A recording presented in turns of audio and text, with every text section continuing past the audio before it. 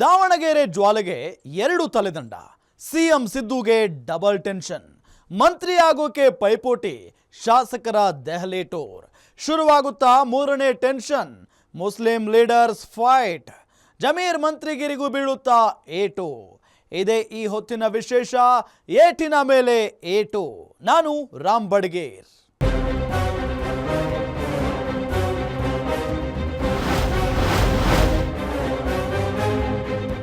ರಾಜ್ಯ ಕಾಂಗ್ರೆಸ್ನಲ್ಲಿ ಕ್ಷಿಪ್ರ ಬೆಳವಣಿಗೆಗಳು ನಡೀತಾ ಇದ್ದು, ದಿನ ಬೆಳಗಾದ್ರೆ ಒಂದೊಂದು ಡೆವಲಪ್ಮೆಂಟ್ ನಡೀತಾ ಇದೆ.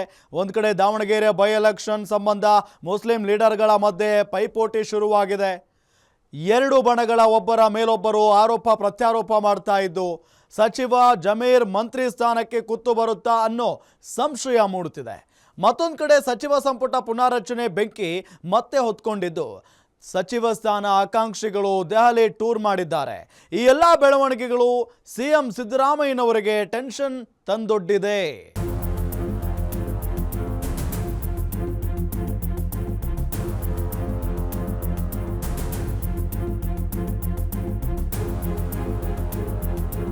ರಾಜ್ಯ ಕೆಪಿಸಿಸಿ ಮೈನಾರಿಟಿ ಡಿಪಾರ್ಟ್ಮೆಂಟಿಗೆ ನಾನು ರಾಜೀನಾಮೆ ಕೊಡ್ತಾ ಇದ್ದೀನಿ.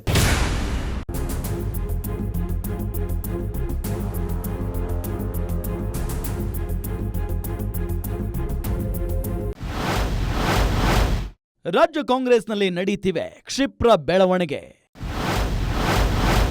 ಸಿಎಂ ಪಾಲಿಗೆ ಟೆನ್ಷನ್ ತಂದಿಟ್ಟ ಆಗು ಹೋಗುಗಳು. ಕಳೆದ ಕೆಲ ದಿನಗಳಿಂದ ರಾಜ್ಯ ಕಾಂಗ್ರೆಸ್ ಗೊಂದಲದ ಗೂಡಾಗಿದೆ. ನಾನಾ ಕಾರಣಗಳಿಗೆ ಕೈಪಾಳ್ಯದಲ್ಲಿ ಅಸಮಾಧಾನದ ಬೆಂಕಿ ಧಗಧಗಿಸ್ತಿದೆ. ಈ ಅಸಮಾಧಾನದ ಬೆಂಕಿ ವರಿಷ್ಠರ ಅಂಗಳಕ್ಕೂ ತಲುಪಿದ್ದು, ಈ ಮುನಿಸಿಗೆ ಪಕ್ಷದ ಹೈಕಮಾಂಡ್ ಮದ್ದರೆಯಬೇಕಾಗಿದೆ. ಆದರೆ ನಾಯಕರ ಮಧ್ಯದ ಈ ಭಿನ್ನಾಭಿಪ್ರಾಯ ಪಕ್ಷಕ್ಕೆ ಡ್ಯಾಮೇಜ್ ಮಾಡ್ತಿದ್ದು, ಇದೇ ಈಗ ಸಿಎಂ ಸಿದ್ದರಾಮಯ್ಯಗೆ ಟೆನ್ಷನ್ ತಂದಿಟ್ಟಿದೆ.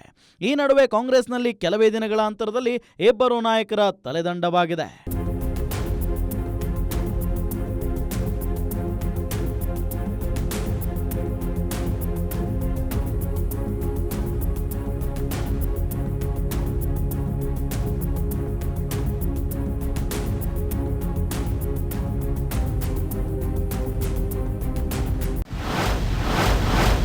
ಸಿಎಂ ರಾಜಕೀಯ ಕಾರ್ಯದರ್ಶಿ ನಜೀರ್ ಅಹಮದ್ ವಜಾ. ಅಬ್ದುಲ್ ಜಬ್ಬಾರ್ ರಾಜೀನಾಮೆ ಬೆನ್ನಲ್ಲೇ ಮತ್ತೊಂದು ಬೆಳವಣಿಗೆ. ಹಠಾತ್ ಬೆಳವಣಿಗೆಗಳು ನಡೀತಾ ಇರೋ ರಾಜ್ಯ ಕಾಂಗ್ರೆಸ್ನಲ್ಲಿ ಈಗ ಮತ್ತೊಂದು ಬೆಳವಣಿಗೆಗೆ ಸಾಕ್ಷಿಯಾಗಿದೆ. ಮುಖ್ಯಮಂತ್ರಿಯ ರಾಜಕೀಯ ಕಾರ್ಯದರ್ಶಿ ಹುದ್ದೆಯಿಂದ ವಿಧಾನ ಪರಿಷತ್ ಸದಸ್ಯ ನಸೀರ್ ಅಹಮದ್ರನ್ನ ವಜಾಗೊಳಿಸಲಾಗಿದೆ.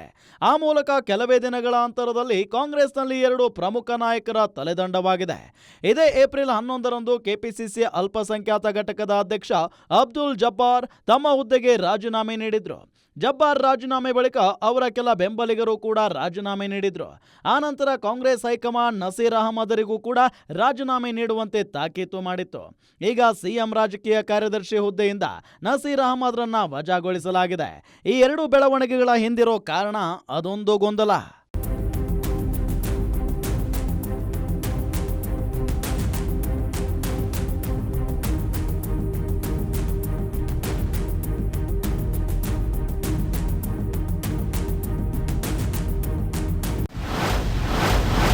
ಕೈಕೋಟಿಯಲ್ಲಿ ಆರದ ದಾವಣಗೆರೆ ಬೈ ಎಲೆಕ್ಷನ್ ಬೆಂಕಿ. ಕಾಂಗ್ರೆಸ್ ವಿರುದ್ಧವೇ ಕೆಲಸ ನಡೆದಿದೆ ಅನ್ನೋ ದೂರು. ದಾವಣಗೆರೆ ದಕ್ಷಿಣದ ಶಾಸಕರಾಗಿದ್ದ ಶಾಮನೂರು ಶಿವಶಂಕರಪ್ಪ ನಿಧನರಾದ ಕಾರಣಕ್ಕೆ ಇದೇ ಏಪ್ರಿಲ್ 9ರಂದು ದಾವಣಗೆರೆ ದಕ್ಷಿಣ ಕ್ಷೇತ್ರಕ್ಕೆ ಉಪಚುನಾವಣೆ ನಡೆದಿತ್ತು. ಆದರೆ ಈ ಉಪಚುನಾವಣೆಗೆ ಕಾಂಗ್ರೆಸ್ ಟಿಕೆಟ್ ಘೋಷಣೆಯಾದಾಗಿನಿಂದ ಕ್ಷೇತ್ರದ ಕೈಪಾಳ್ಯದಲ್ಲಿ ಅಸಮಾಧಾನ ಭುಗಿಲೆದ್ದಿತ್ತು.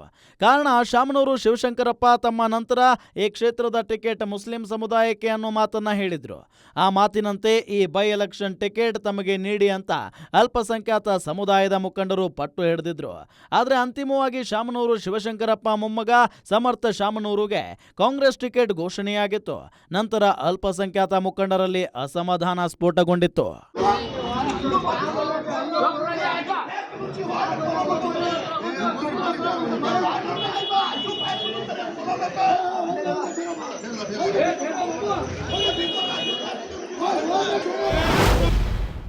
ಯಾವಾಗ ಉಪಚುನಾವಣೆ ಮುಗೀತೋ ಆಗ ಕಾಂಗ್ರೆಸ್ನ ಕೆಲ ನಾಯಕರೇ ದಾವಣಗೆರೆ ದಕ್ಷಿಣ ಕ್ಷೇತ್ರದಲ್ಲಿ ಪಕ್ಷದ ವಿರುದ್ಧ ಕೆಲಸ ಮಾಡಿದ್ದಾರೆ.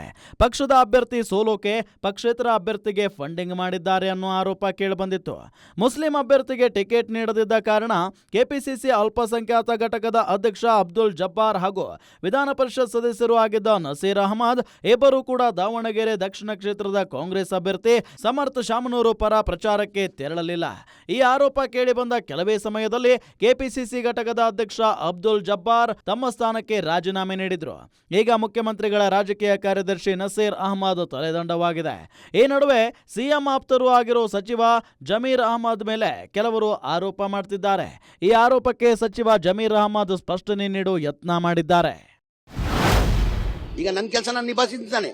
ದಾವಣಗೆರೆ ಹೋಗಿದ್ದೀನಿ. ಈಗ ದಾವಣಗೆರೆ 5ನೇ ತಾರೀಕು, ನನಗೆ 5ನೇ ತಾರೀಕುವರೆಗೂ ಕೇರಳದಲ್ಲಿತ್ತು. ಆಕ್ಚುಲಿ 7ನೇ ತಾರೀಕುವರೆಗೂ ಕೇರಳ ಹಾಕಿದ್ರು. ನನಗೆ ಮಾನ್ಯ ಮುಖ್ಯಮಂತ್ರಿಗಳು ಅನೌನ್ಸ್ ಮಾಡಿಬಿಟ್ಟಿದ್ರು, ಜಮೀರ್ ಅವ್ರು 5ನೇ ತಾರೀಕು ಬರ್ತಾರೆ ದಾವಣಗೆರೆ, 6-7 ಬಾಗಲಕೋಟೆ ಮಾಡ್ತಾರಂತ. ಆ ಹಿನ್ನೆಲೆಯಲ್ಲಿ ನಾನೇ ಮಾನ್ಯ ಮುಖ್ಯಮಂತ್ರಿಗಳು ಮಾನ್ಯ ವೇಣುಗೋಪಾಲ್ ಅವರಿಗೆ ರಿಕ್ವೆಸ್ಟ್ ಮಾಡ್ಕೊಂಡು, ಇಲ್ಲ ಸರ್ ಮಾನ್ಯ ಮುಖ್ಯಮಂತ್ರಿಗಳು ಅನೌನ್ಸ್ ಮಾಡಿಬಿಟ್ಟಿದ್ದಾರೆ, ನಾನು ಹೋಗ್ಲೇಬೇಕಂತ ಅವ್ರ ಪರ್ಮಿಷನ್ ತಗೊಂಡು ಬಂದೆ. ನಾನು ದಾವಣಗೆರೆ ಮಾಡಿದ್ದೀನಿ, ಬಾಗಲಕೋಟೆಲ್ಲೂ ಮಾಡಿದ್ದೀನಿ. ಇನ್ನು ಕಾಂಗ್ರೆಸ್ ಶಾಸಕ ರಿಜ್ವಾನ್ ಅರ್ಷದ್ ಕೆಲವರು ತಾನೇ ಸಮುದಾಯದ ನಾಯಕ ಅನ್ನೋ ರೀತಿ ವರ್ತಿಸ್ತಾರೆ ಅನ್ನೋ ಹೇಳಿಕೆ ನೀಡುವ ಮೂಲಕ ಪರೋಕ್ಷವಾಗಿ ಸಚಿವ ಜಮೀರ್ ಅಹಮದ್ಗೆ ಟಾಂಗ್ ಕೊಟ್ಟಿದ್ರು. ಆದ್ರೆ ಈ ಕುರಿತು ಕೂಡ ಸ್ಪಷ್ಟನೆ ನೀಡಿರೋ ಸಚಿವ ಜಮೀರ್, ನಾನು ಸ್ಟೇಟ್ ಲೆವೆಲ್ ಲೀಡರ್ ಅಂತ ಎಲ್ಲಿಯೂ ಹೇಳ್ಕೊಂಡಿಲ್ಲ, ನಾನೊಬ್ಬ ಜನಸೇವಕ ಅನ್ನೋ ಮಾತಾಡಿದ್ದಾರೆ. ನಾನೊಬ್ಬ ಸೇವಕ, ನಾನು ಯಾವತ್ತೂ ಲೀಡರ್ ಆಗೋ ಕೊಟ್ಟಿಲ್ಲ, ನಾನು ಮುಂದೇನೂ ಲೀಡರ್ ಆಗೋ ಕೊಟ್ಟಲ್ಲ. ನಾನೊಬ್ಬ ಸೇವಕ, ಸೇವೆ ಮಾಡ್ತಾ ಇದ್ದೀನಿ ಅಷ್ಟೇ. ನಾನೊಬ್ಬ ಕಾಂಗ್ರೆಸ್ ಪಕ್ಷದ ಕಾರ್ಯಕರ್ತ. ದಾವಣಗೆರೆ ಬೈ ಎಲೆಕ್ಷನ್ ಮುಗಿದ ಬೆನ್ನಲ್ಲೇ ಕಾಂಗ್ರೆಸ್ ಪಕ್ಷಕ್ಕೆ ಹಿನ್ನಡೆಯಾಗೋಕೆ ಪಕ್ಷದಲ್ಲಿನ ಕೆಲವರ ಕೆಲಸವೇ ಕಾರಣ ಅನ್ನೋ ಮಾತು ಜೋರಾಗ್ತಿದ್ದು, ಇದಕ್ಕೆ ಜಮೀರ್ ಅಹಮದ್ ಹೆಸರನ್ನು ಕೂಡ ಎಳೆದು ತರಲಾಗ್ತಿದೆ. ಆದರೆ ಜಮೀರ್ ಮಾತ್ರ ಇದರಲ್ಲಿ ನನ್ನ ಪಾತ್ರವೇನೂ ಇಲ್ಲ, ಪಕ್ಷ ವಹಿಸಿದ ಕೆಲಸವನ್ನ ನಾನು ಚಾಚು ತಪ್ಪದೆ ಮಾಡಿದ್ದೇನೆ ಅಂತಿದ್ದಾರೆ. ಈ ನಡುವೆ ಈಗಾಗಲೇ ಅಬ್ದುಲ್ ಜಬ್ಬಾರ್ ಹಾಗೂ ನಸೀರ್ ಅಹಮದ್ ತಲೆದಂಡವಾಗಿರೋದ್ರಿಂದ ಸಚಿವ ಜಮೀರ್ ಮಂತ್ರಿಗಿರಿಗೂ ಕುತ್ತು ಬರುತ್ತಾ ಅನ್ನೋ ಅನುಮಾನವನ್ನ ರಾಜಕೀಯ ಪಂಡಿತರು ವ್ಯಕ್ತಪಡಿಸಿದ್ದಾರೆ. ಅತ್ತ ಜಮೀರ್ ಸಿಎಂ ಸಿದ್ದರಾಮಯ್ಯ ಆಪ್ತರು ಆಗಿರೋದ್ರಿಂದ ಜಮೀರ್ ಮೇಲಿನ ಆಪಾದನೆ ಸಿಎಂಗೆ ಟೆನ್ಷನ್ ತಂದಿಟ್ಟಿರೋ ಸಾಧ್ಯತೆಯೂ ಇದೆ. ಇತ್ತ ಬೈ ಎಲೆಕ್ಷನ್ ಫಲಿತಾಂಶದ ಟೆನ್ಷನ್, ದಾವಣಗೆರೆ ಜಗಳದ ಟೆನ್ಷನ್ ಒಂದು ಕಡೆ ಆದ್ರೆ ಅತ್ತ ಸಿಎಂಗೆ ಮತ್ತೊಂದು ಟೆನ್ಷನ್ ಶುರುವಾದಂತಿದೆ.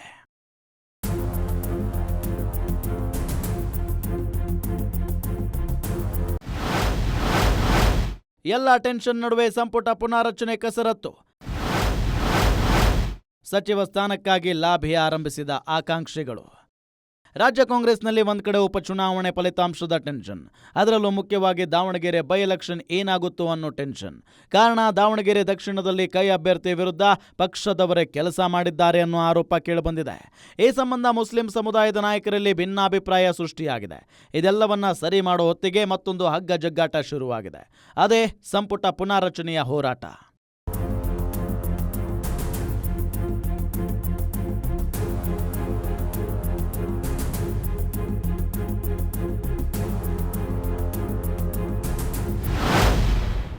ಎಸ್, ರಾಜ್ಯ ಸರ್ಕಾರಕ್ಕೆ 2.5 ವರ್ಷ ತುಂಬಿ 3 ವರ್ಷ ತುಂಬೋ ಸಮಯ ಹತ್ತಿರ ಆಗ್ತಾ ಇದೆ.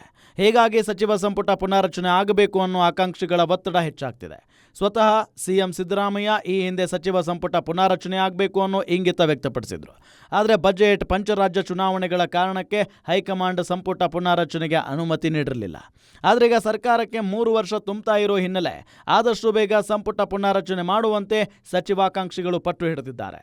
ಸಚಿವ ಸ್ಥಾನಕ್ಕಾಗಿ ಲಾಬಿ ಕೂಡ ಆರಂಭಿಸಿದ್ದಾರೆ. ಅದರಲ್ಲೂ 2-3 ಬಾರಿ ಶಾಸಕರಾದವರು ತಮಗೆ ಸಚಿವ ಸ್ಥಾನ ಬೇಕೇ ಬೇಕು ಅಂತ ಪಟ್ಟು ಹಿಡಿದಿದ್ದಾರೆ. ಈ ಬಗ್ಗೆ ಗೃಹ ಸಚಿವ ಜಿ ಪರಮೇಶ್ವರ್ ಕೂಡ ಪ್ರತಿಕ್ರಿಯೆ ನೀಡಿದ್ದಾರೆ.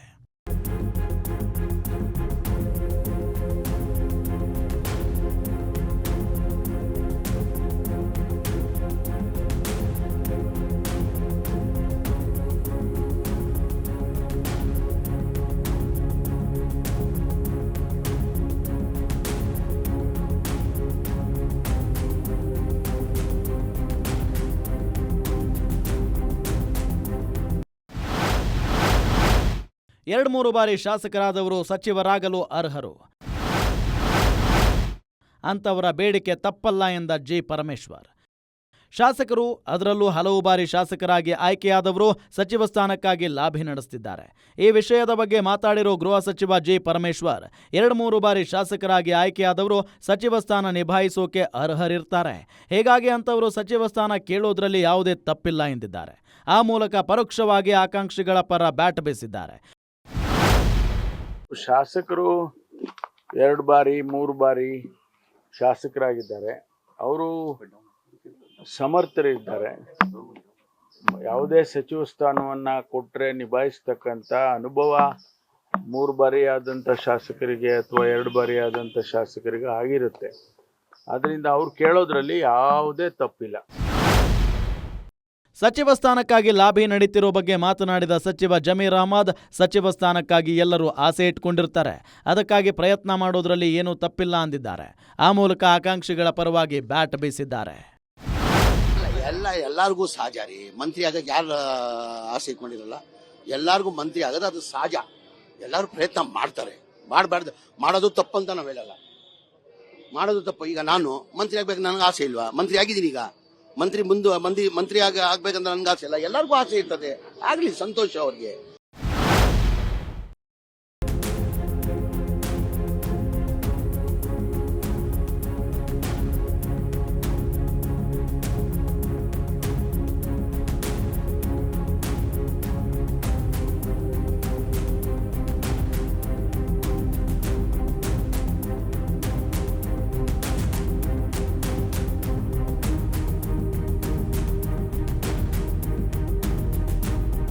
ಒಂದೆಡೆ ಕೈ ಮುಖಂಡರ ಮಧ್ಯೆ ಭಿನ್ನಾಭಿಪ್ರಾಯ, ಮಾತಿನ ಸಮರ ಒಂದ್ ಕಡೆ ಆದ್ರೆ ಇನ್ನೊಂದ್ ಕಡೆ ಸಚಿವ ಸ್ಥಾನಕ್ಕಾಗಿ ಶಾಸಕರ ಲಾಬಿ ಜೋರಾಗಿದೆ.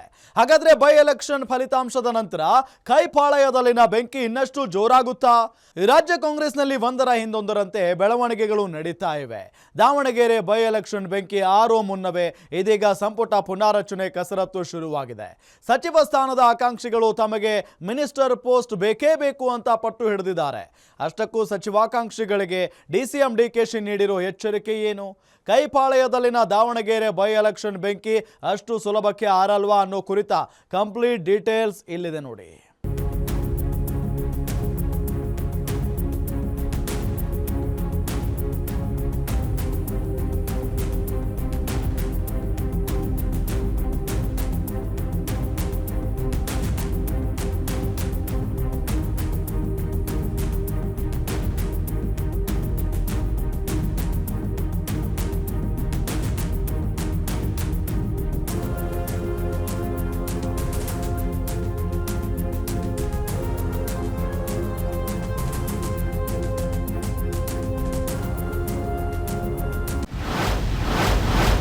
ರಾಜ್ಯ ಸರ್ಕಾರಕ್ಕೆ ತುಂಬಲಿದೆ 3 ವರ್ಷ.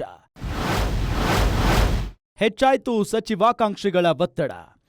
ರಾಜ್ಯದಲ್ಲಿ ಅಧಿಕಾರಕ್ಕೆ ಬಂದಿರೋ ಕಾಂಗ್ರೆಸ್ ಸರ್ಕಾರ ಮೇ ತಿಂಗಳಾಂತ್ಯಕ್ಕೆ 3 ವರ್ಷ ಪೂರೈಸಲಿದೆ. ಸರ್ಕಾರಕ್ಕೆ 2.5 ವರ್ಷ ತುಂಬಿದ ತಕ್ಷಣ ಸಂಪುಟ ಪುನಾರಚನೆಯಾಗುತ್ತೆ ಅನ್ನೋ ನಿರೀಕ್ಷೆಯನ್ನ ಅನೇಕ ಸಚಿವಾಕಾಂಕ್ಷಿಗಳು ಹೊಂದಿದ್ರು. ಸ್ವತಃ ಸಿಎಂ ಸಿದ್ದರಾಮಯ್ಯ ಕೂಡ ಸಚಿವ ಸಂಪುಟ ವಿಸ್ತರಣೆ ಮಾಡೋ ಆಕಾಂಕ್ಷೆ ಹೊಂದಿದ್ರು. ಆದರೆ ಬಜೆಟ್, ಪಂಚರಾಜ್ಯ ಚುನಾವಣೆ ಹಾಗೂ ಅನೇಕ ರಾಜಕೀಯ ಬೆಳವಣಿಗೆಗಳ ಕಾರಣಕ್ಕೆ ಸಚಿವ ಸಂಪುಟ ಪುನಾರಚನೆಗೆ ಗ್ರೀನ್ ಸಿಗ್ನಲ್ ನೀಡಿರಲಿಲ್ಲ.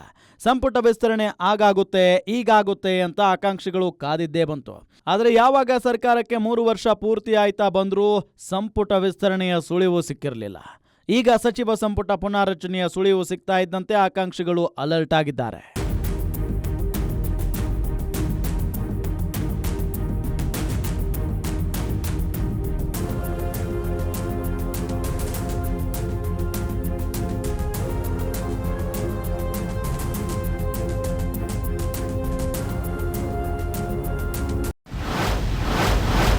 ಸಚಿವ ಸ್ಥಾನಕ್ಕಾಗಿ ಶಾಸಕರ ದೆಹಲಿ ಪರೇಡ್.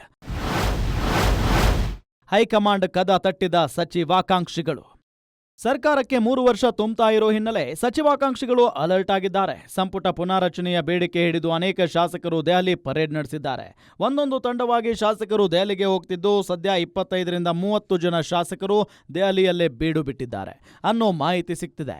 ಇವರಲ್ಲಿ ಬಹುತೇಕರು 3 ಬಾರಿಯಿಂದ 5 ಬಾರಿ ಆಯ್ಕೆಯಾದ ಶಾಸಕರಿದ್ದು ಹಿರಿತನ ಹಾಗೂ ಅನುಭವದ ಆಧಾರದ ಮೇಲೆ ನಮಗೆ ಸಚಿವ ಸ್ಥಾನ ನೀಡಿ ಅಂತ ಹೈಕಮಾಂಡ್ ಮುಂದೆ ಮನವಿ ಮಾಡ್ತಿದ್ದಾರೆ. ಈ ಬಗ್ಗೆ ಮಾಜಿ ಸಚಿವ ಟಿ.ಬಿ. ಜಯಚಂದ್ರ ಮಾತಾಡಿದ್ದಾರೆ.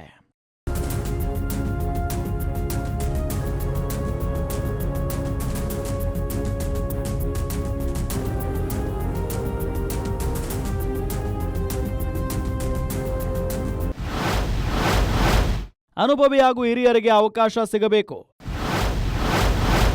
ಹೈಕಮಾಂಡ್ಗೆ ಇದು ನಮ್ಮ ಮನವಿ ಎಂದ ಟಿ.ಬಿ. ಜಯಚಂದ್ರ. ಹೀಗೆ ಮಾಡಬೇಕು ಹಾಗೆ ಮಾಡಬೇಕು ಅಂತಕ್ಕಂಥ ಪ್ರಶ್ನೆ ಎತ್ತಿಲ್ಲ ನಾವು. ಏನಂದ್ರೆ 5 ವರ್ಷದಲ್ಲಿ ಈಗಾಗಲೇ 3 ವರ್ಷ ಮುಗ್ದಿದೆ. ಒಂದು ಬ್ಯಾಚ್ಗೆ ಈಗಾಗಲೇ ಸಾಮಾಜಿಕ ನ್ಯಾಯನೂ ಒಳಗೊಂಡಂತೆ ಹೊಸಬರಿಗೆ ಅವಕಾಶವನ್ನು ಕೊಡುವಂತ ಕೆಲಸವನ್ನು ಆಯ್ತು. ಅದೇ ರೀತಿಯಾಗಿ ಸ್ವಲ್ಪ ಹಿರಿಕಿರ್ತಕ್ಕಂಥವ್ರು 3 ಟರ್ಮ್ನಿಂದ 5 ಟರ್ಮ್ ಆಗಿರ್ತಕ್ಕಂಥವ್ರು ಕೂಡ ಬಹಳಷ್ಟು ಜನಕ್ಕೆ ಅವಕಾಶಗಳು ಸಿಕ್ಕಿಲ್ಲ. ಅದನ್ನ ಇರತಕ್ಕಂಥದ್ದು 2 ವರ್ಷದಲ್ಲಿ ಮಾಡ್ಕೊಡಿ ಅಂತಕ್ಕಂಥ ಮನವಿಯನ್ನು ಮಾಡಿದ್ವಿ. ನಾನು ನಿರೀಕ್ಷೆ ಮಾಡೋದಕ್ಕಿಂತ ಹೆಚ್ಚಾಗಿ ಅವರು ಸಹಾನುಭೂತಿಯಿಂದ ನಮ್ಮ ಮನವಿಯನ್ನ ಕೇಳಿದ್ದಾರೆ.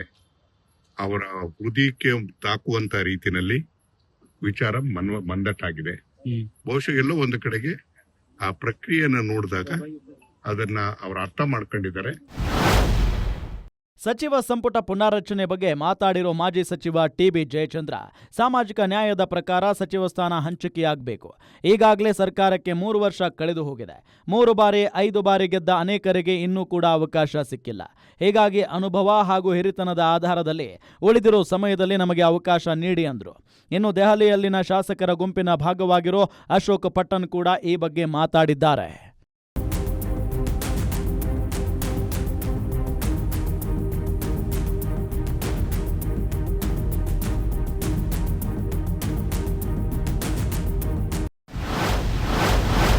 ಮೂರ್ನಾಲ್ಕು ಬಾರಿ ಗೆದ್ದವರಿಗೆ ಮಂತ್ರಿಗಿರಿ ನೀಡಿ ಎಂದ ಅಶೋಕ್ ಪಟ್ಟಣ್. ನಮಗೆ ಕೊಟ್ಟ ಮಾತಿನಂತೆ ನಡೆದುಕೊಳ್ಳಿ ಎಂದ ಶಾಸಕ. ಏನಿಲ್ಲ, ನಮ್ಗೆಲ್ಲ 3 ಗೆದ್ದಿದ್ವಿ, ನಮ್ಗೆ ಮಿನಿಸ್ಟರ್ ಆಗಕ್ಕೆ ಅವಕಾಶ ಕೊಡಿ. ನೀವೇ ಹೇಳಿದ್ರಿ 2 ವರ್ಷ ಆದ್ಮೇಲೆ ಎಲ್ಲರಿಗೂ ಕೊಡ್ತೀವಿ ಚಾನ್ಸ್ ಅಂತ ಹೇಳಿ ಕೊಡಿ, ನೀವು ಮಾತು ಕೊಟ್ಟರೆ ಕತೆ ನಡೆದಿದೆ. ಇನ್ನು ಶಾಸಕರ ದೆಹಲಿ ದಂಡಯಾತ್ರೆಯ ಭಾಗವಾಗಿರೋ ಶಾಸಕ ಅಶೋಕ್ ಪಟ್ಟಣ್ ಕೂಡ ಸಚಿವ ಸ್ಥಾನದ ಬಗ್ಗೆ ಮಾತಾಡಿದ್ದಾರೆ. ಸರ್ಕಾರಕ್ಕೆ 2.5 ವರ್ಷ ತುಂಬೋ ತನಕ ನಾವೆಲ್ಲರೂ ತಾಳ್ಮೆಯಿಂದ ಕಾದಿದ್ದೇವೆ. ಸರ್ಕಾರದ ಅರ್ಧ ಅವಧಿ ಕಳೆದ ನಂತರ ನಮಗೆಲ್ಲ ಸಚಿವ ಸ್ಥಾನ ಸಿಗುತ್ತೆ ಅನ್ನೋ ಭರವಸೆ ಹೈಕಮಾಂಡ್ ಕಡೆಯಿಂದ ಸಿಕ್ಕಿದೆ. ಹೀಗಾಗಿ ಕೊಟ್ಟ ಮಾತಿನಂತೆ ನಡೆದುಕೊಳ್ಳಿ. 3, 4, 5 ಬಾರಿ ಗೆದ್ದವರಿಗೆ ಒಂದು ಅವಕಾಶ ನೀಡಿ ಅನ್ನೋ ಮಾತನಾಡಿದ್ರು. ಇನ್ನು ಈ ಬಾರಿ ಕೇವಲ 3-4 ಬಾರಿ ಗೆದ್ದ ಹಿರಿಯ ಶಾಸಕರಿಗೆ ಮಾತ್ರವಲ್ಲ, ಮೊದಲ ಬಾರಿ ಗೆದ್ದ ಯುವ ಶಾಸಕರಿಗೂ ಸಹ ಅವಕಾಶ ನೀಡಿ ಅನ್ನೋ ಅಭಿಪ್ರಾಯ ಕೇಳಿ ಬರ್ತಿದೆ. ಈ ರೀತಿಯ ದಾಳವನ್ನು ಉರುಳಿಸಿದವರು ಡಿಸಿಎಂ ಡಿಕೆಶಿ ಕಟ್ಟಾ ಬೆಂಬಲಿಗರಲ್ಲಿ ಒಬ್ರು.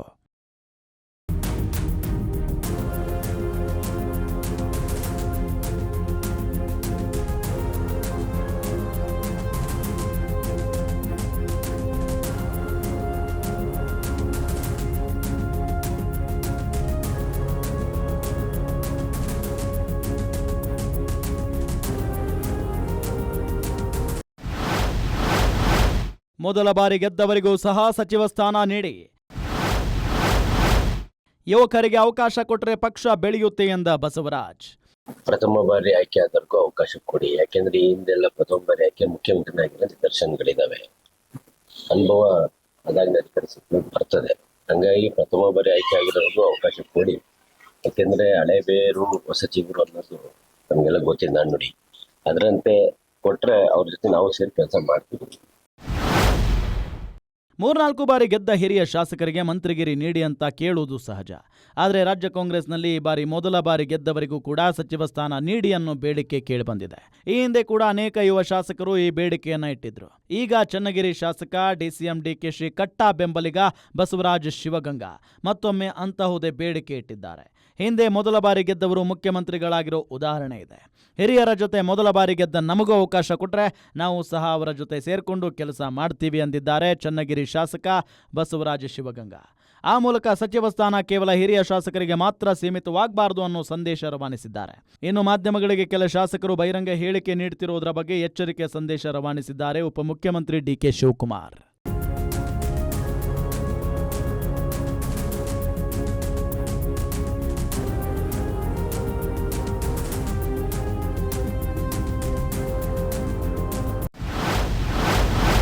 ಪಕ್ಷದ ಶಿಸ್ತನ್ನ ಎಲ್ಲ ಶಾಸಕರು ಪಾಲಿಸಲೇಬೇಕು. ಪಕ್ಷದ ಶಿಸ್ತು ಉಲ್ಲಂಘಿಸಿದ್ರೆ ಕ್ರಮ ಎಂದ ಡಿಸಿಎಂ. ಸಚಿವ ಸ್ಥಾನದ ಆಕಾಂಕ್ಷಿಗಳು ದೆಹಲಿಗೆ ಹೋಗೋದು ತಪ್ಪಲ್ಲ, ವರಿಷ್ಠರನ್ನ ಭೇಟಿ ಮಾಡೋದು ತಪ್ಪಲ್ಲ ಅಂತ ಸಿಎಂ ಹಾಗೂ ಡಿಸಿಎಂ ಅನೇಕ ಬಾರಿ ಹೇಳಿದ್ದಾರೆ. ಆದರೆ ಶಾಸಕರು ಬಹಿರಂಗವಾಗಿ ಮಾಧ್ಯಮಗಳ ಮುಂದೆ ಮಾತಾಡೋದು ಸರಿಯಲ್ಲ ಅಂತ ಈ ಹಿಂದೆಯೇ ಡಿಸಿಎಂ ಎಚ್ಚರಿಕೆ ನೀಡಿದ್ರು.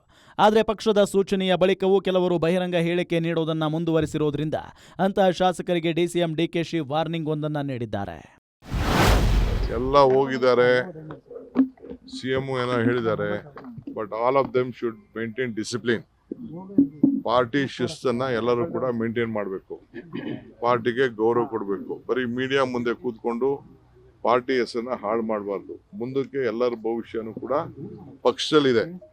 ಸೊ ನಾನು ಎಲ್ಲರಿಗೂ ಅಪೀಲ್ ಮಾಡ್ತೀನಿ, ಆಲ್ ಮೈ MLAs, ಆಯ್ತು ಪಕ್ಷದ ವರಿಷ್ಠರು ಭೇಟಿ ಮಾಡೋದು ತಪ್ಪೇನಿಲ್ಲ, ಬಟ್ ಅನ್ನೆಸೆಸರಿ ಏನೇನೋ ಸ್ಟೇಟ್ಮೆಂಟ್ ಮಾಡೋದಾದ್ರೆ ವಿಲ್ ಹ್ಯಾವ್ ಟು ಆಕ್ಟ್. ನನ್ನ ಹತ್ರ ಕೆಲವರು ಬಂದು ಮಾತಾಡಿದ್ದಾರೆ, ಕೇಳಿದ್ದಾರೆ. ನಾನು ಆಯ್ತಪ್ಪ, ನಿಮ್ಮ ಹೋಗಿ ಕೇಳೋದ್ರಲ್ಲಿ ನೀವೆಲ್ಲ ಮಂತ್ರಿಗಳಾಗಬಾರ್ದು ಅನ್ನೋದೇನಿಲ್ಲ. ಫಸ್ಟ್ ಟೈಮ್ ಅವರು ಆಗಬಾರ್ದು ಅಂತೇನಿಲ್ಲ, ಫಸ್ಟ್ ಟೈಮ್ ಅವರು ಆಗಬೇಕು, ಸೆಕೆಂಡ್ ಟೈಮ್ ಅವರು ಆಗಬೇಕು. ಹಿಂದೆ ಎಲ್ಲ ನಡೆದಿದೆ, ಸೊ ಏನಿಲ್ಲ ಅಂತ ಹೇಳಿದ್ವಿ. ಬಟ್ ಈಗ ಟೈಮ್ ಅಲ್ಲ, ಈಗ ಟೈಮ್ ಅಲ್ಲ.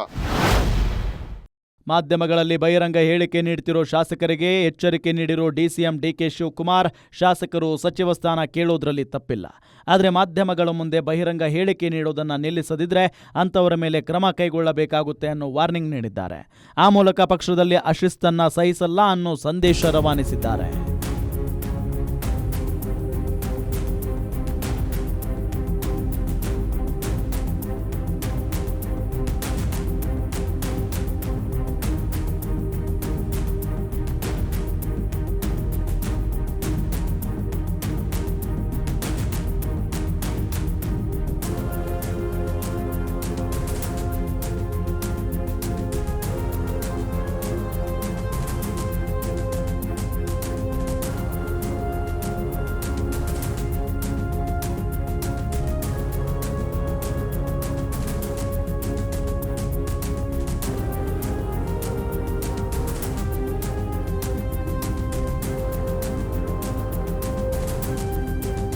ಒಟ್ನಲ್ಲಿ ರಾಜ್ಯ ಕಾಂಗ್ರೆಸ್ ಪಾಳೆಯ ಅನೇಕ ಕ್ಷಿಪ್ರ ಬೆಳವಣಿಗೆಗೆ ಸಾಕ್ಷಿ ಆಗ್ತಾ ಇರೋದು ಸುಳ್ಳಲ್ಲ. ಮುಂದಿನ ದಿನಗಳಲ್ಲಿ ಈ ಬೆಳವಣಿಗೆಗಳು ಯಾವ ತಿರುವು ಪಡೆಯುತ್ತವೆ ಅನ್ನೋ ಕುತೂಹಲವೂ ಮೂಡ್ತಿವೆ. ಇದಾಗಿತ್ತು ಈ ಹೊತ್ತಿನ ವಿಶೇಷ. ನೋಡ್ತಾ ಇರಿ ಗ್ಯಾರಂಟಿ ನ್ಯೂಸ್, ಸುದ್ದಿ ಖಚಿತ, ನ್ಯಾಯ ನಿಶ್ಚಿತ.